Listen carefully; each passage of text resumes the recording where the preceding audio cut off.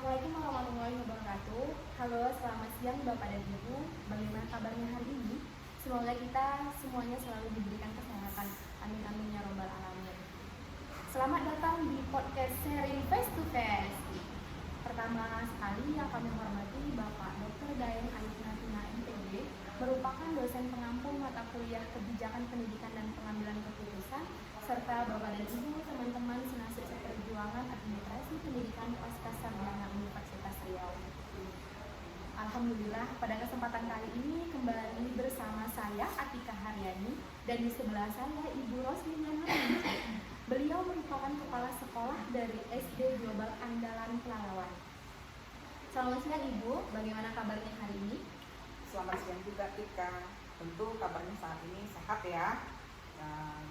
Dengan aktivitas kita dimulai hari ini. Selamat datang Ibu di podcast sharing face to face. Nah, baik Ibu, pada kesempatan ini kita akan berbincang-bincang dengan Ibu Roslina Nurhaliza mengenai monitoring dan evaluasi pendidikan sekolah ramah anak dengan pendekatan metode partisipasi sosial. Nah, sebelum kita membahas ini, boleh Ibu untuk memperkenalkan diri Ibu terlebih dahulu? Oke, baik. Saya Roslina Nurhaliza Sihombing, itu diberikan aktivitas sehari-hari kepala sekolah SD Global Andalan Pelalawan di Pangkalan Belincing. Baik, terima kasih Ibu. Nah, ngomong-ngomong mengenai partisipasi sosial, sudah pasti erat kaitannya dengan masyarakat. Menurut Ibu nih, bagaimana sih tentang partisipasi sosial masyarakat mengenai lingkungan sekolah ramah anak?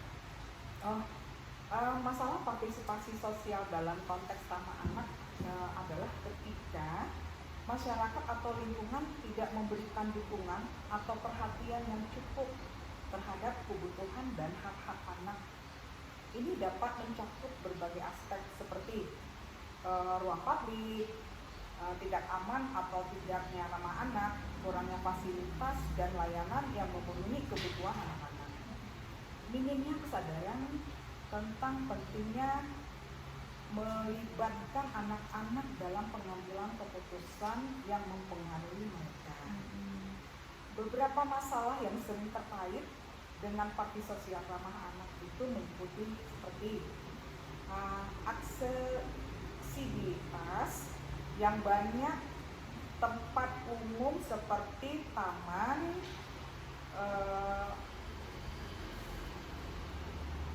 perpustakaan, fasilitas olahraga, dan yang masih kurang aksesibel bagi anak-anak dengan kebutuhan khusus atau difabel. Ini dapat menjadi hambatan bagi partisipasi mereka dalam kegiatan sosial dan pengembangan pribadi. Selanjutnya, keamanan. Anak-anak harus merasa aman ketika mereka di ruangan sekolah, ya, atau di ruang publik. Namun kurangnya pencahayaan yang memadai, keberadaan fisik itu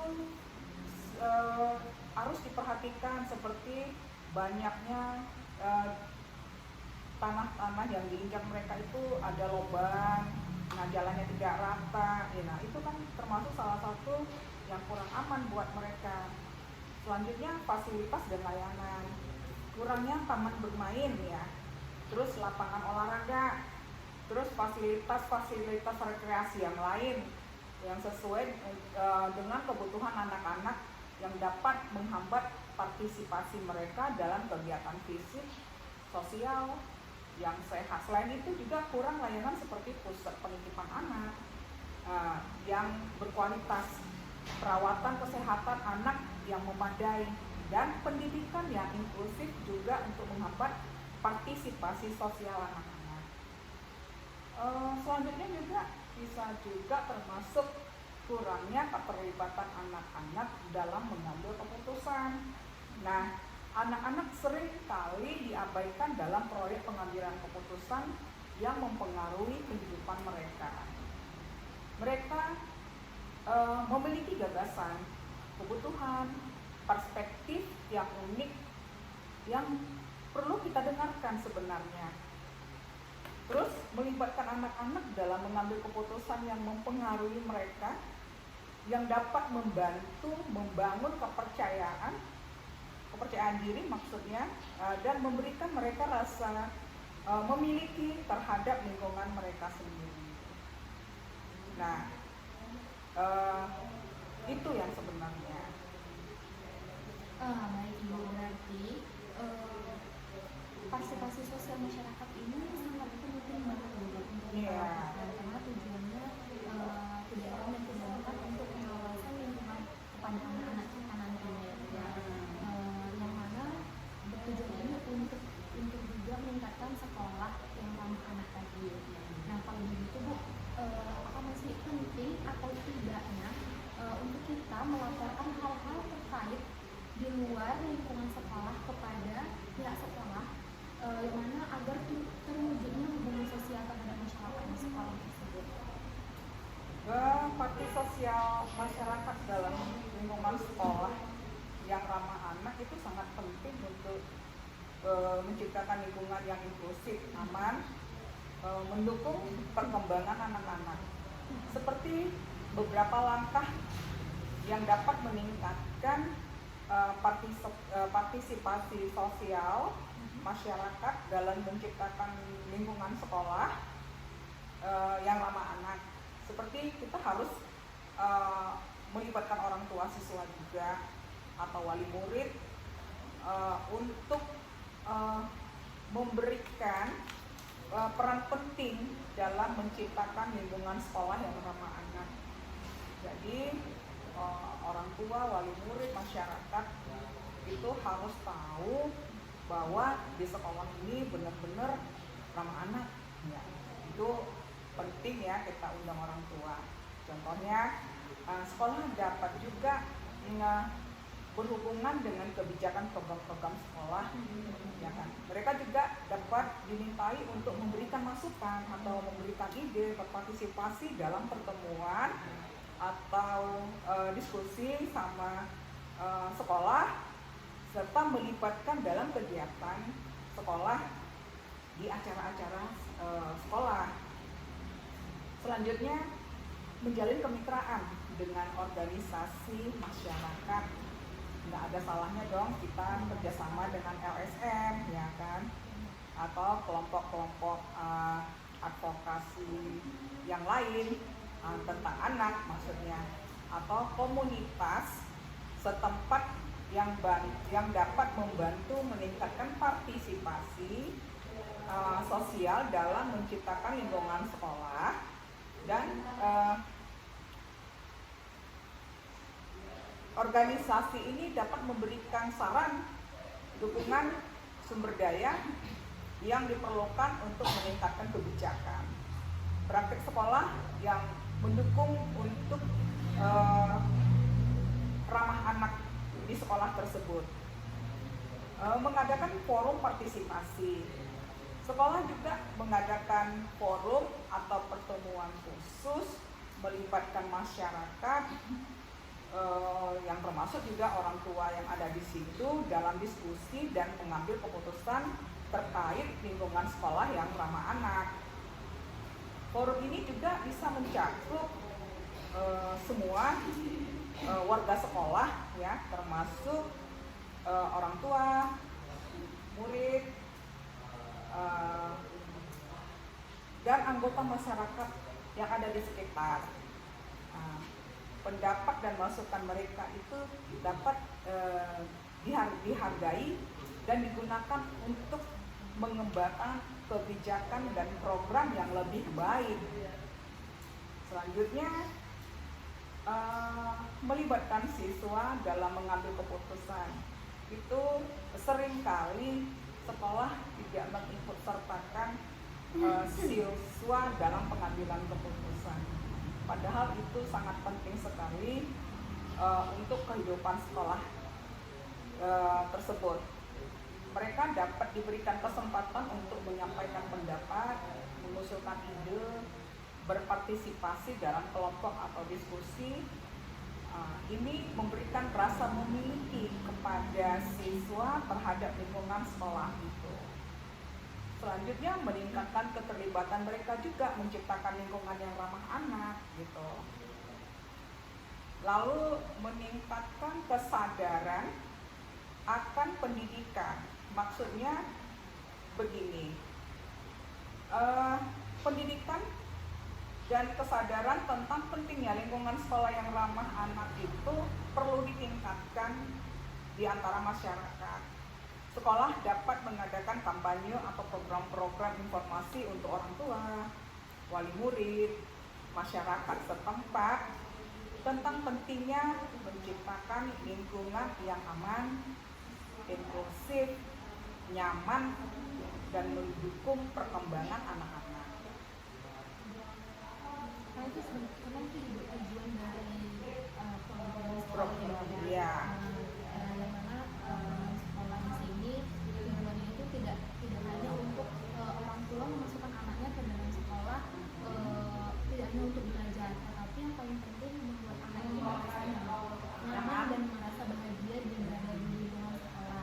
Tapi ternyata itu tidak lepas dari dukungan orang tua juga. Iya, Itu juga benar. mempunyai peran ternyata di dalam hal ini gitu. Karena kalau anaknya berada di sekolah bisa cuma hanya beberapa jam, tapi di lingkungan keluarga atau di lingkungan dia tinggal itu ternyata juga menjadi tolak ukur untuk kenyamanan anak-anak yang ada berada di sekolah, terutamanya mungkin pola pendidikan atau pola asuh mereka di lingkungan Orang tua. secara tidak langsung orang tua juga sangat terlibat di dalam Iya. untuk kebijakan sekolah ramah anak. Lanjut Ibu. Ya, karena ini kerjasama ya, sekolah dengan orang tua siswa itu kita anggap satu keluarga lah, biar enak kerjasamanya. Jadi kita tidak menutup kemungkinan, wah nggak boleh begini, nggak boleh begitu. Jadi orang tua itu punya andil juga di sekolah, jadi punya tanggung jawab gitu. Jadi untuk melihat kemajuan anak-anaknya berprestasi, kan dia senang juga ya anak-anaknya berprestasi. Itulah kerjasamanya, kita harus mengundang orang tua, lingkungan sekitar, masyarakat sekitar. Kalau di tempat kami juga kerjasama dengan manajemen setempat. Iya, itu sangat penting dengan manajemen. Seandainya ada di sekolah itu yang karena setiap sebulan sekali sekolah di lingkungan tempat saya bekerja itu diinspeksi sama safety departemen. Jadi yang tidak aman dilaporkan ke saya harus melaporkan kepada pihak manajemen untuk diperbaiki. Itu. Kontrak safety-nya itu sangat bagus ya. Iya, sebulan sekali wajib. Apapun itu, bahkan ada stop kontak yang terbuka sedikit, itu langsung dia kasih list, ini loh yang nggak benar di sekolah ibu, ini ada temuan. Nah, temuan ini akan saya laporkan juga ke pihak manajemen. Safety ini kan bagian keamanan sekolah nih, ya. Jadi ini nggak aman kayaknya, nanti saya laporkan. Dan manajemen sendiri memperbaiki sekolah saya gitu. Jadi di tempat sekolah itu sangat aman, nyaman untuk belajar. Jadi orang tua tidak was-was lagi. Orang tua merasa oh ini nggak aman. Karena disembari terlibat partisipasi orang tua dan yang lainnya, ternyata juga ada di salah satu manajemen di dalam satu perusahaan untuk mengontrol hal itu. Iya, sekali sebulan. Itu salah satu dukungan yang terbaik Dukungan dari manajemen untuk sekolah ramah anak ini dalam lingkungan sekolah. Ada lagi untuk kenyamanan sekolah sudah pasti aman ya, aman sekolah nyaman dan bisa berprestasi dong kalau udah kayak gitu. Ya kan, apalagi kerjasama dengan orang tua manajemen ya kan. Makanya di sini juga saya tekankan pentingnya sekolah ramah anak itu demikian. Berarti secara tidak langsung tadi kita sudah mengetahui bahwasannya memperkenalkan program sekolah kepada orang tua wali murid itu dan tujuannya untuk mengedukasi masyarakat mengenai kebijakan-kebijakan yang ada di sekolah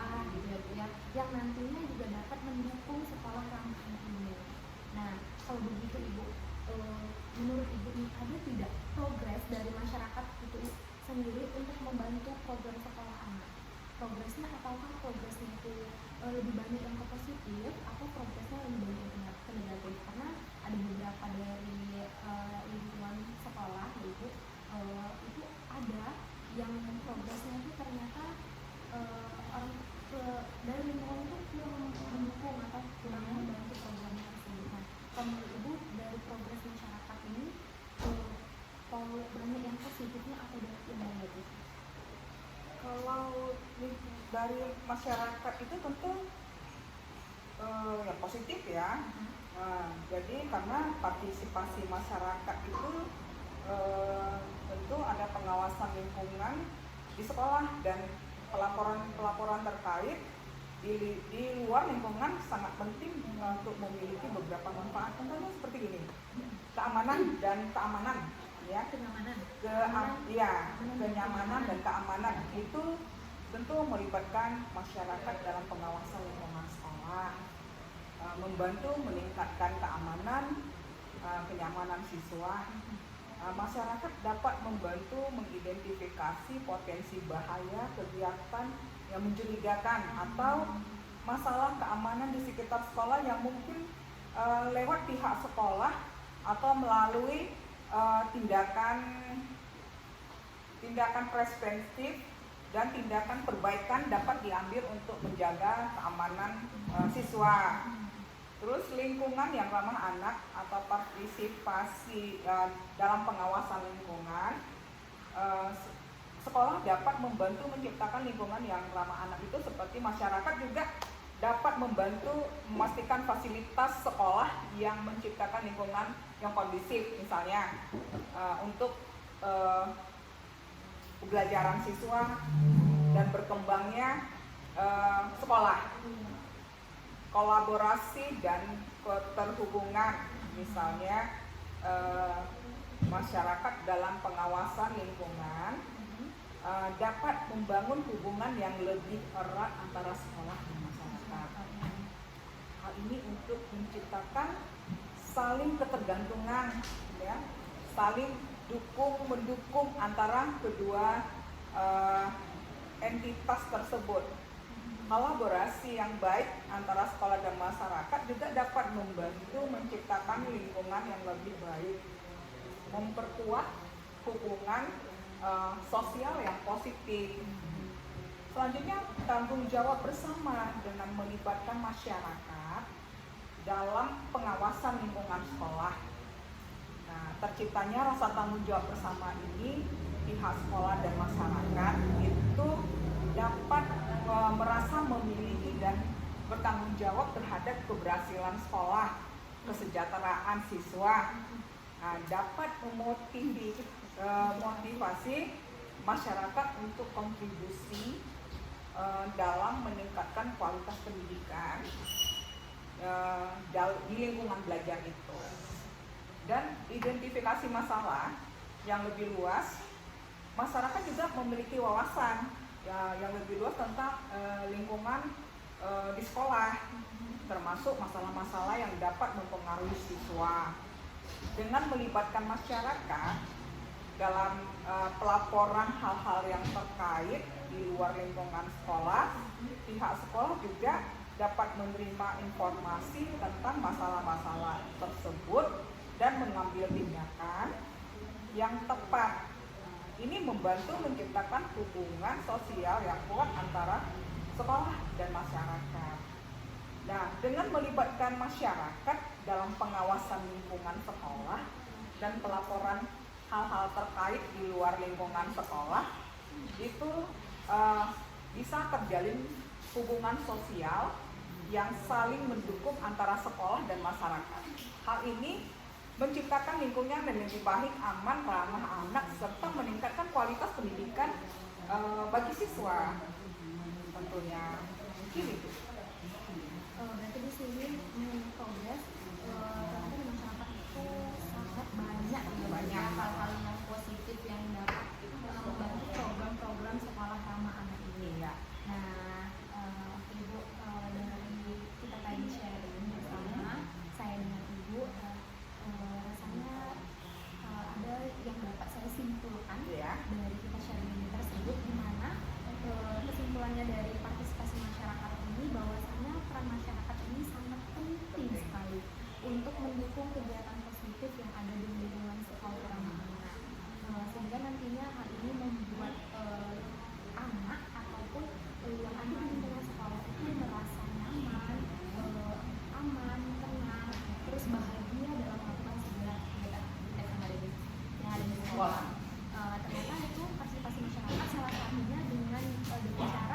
menjalin kolaborasi dengan pihak sekolah yang melibatkan orang tua wali murid, kemudian orang tua wali murid melibatkan dirinya dalam bentuk pengawasan. Dan ternyata pengawasan itu tidak hanya dilakukan oleh sekolah saja, tetapi orang tua wali murid sangat perlu pengawasan itu karena tujuannya untuk mengawasi anak-anaknya nanti di saat berbuat dari sekolah, serta mengadakan forum partisipasi yang bertujuan untuk memberikan edukasi kepada anak untuk selalu mengikuti kegiatan-kegiatan sehingga nantinya ada hubungan yang sosial, hubungan sosial yang ketergantungan ya antara anak wali murid dengan gurunya ataupun teman-teman kepentingan yang lain, yang mana itu tetap bersifat positif sehingga nantinya akan menjadi hubungan sosial yang sangat kuat.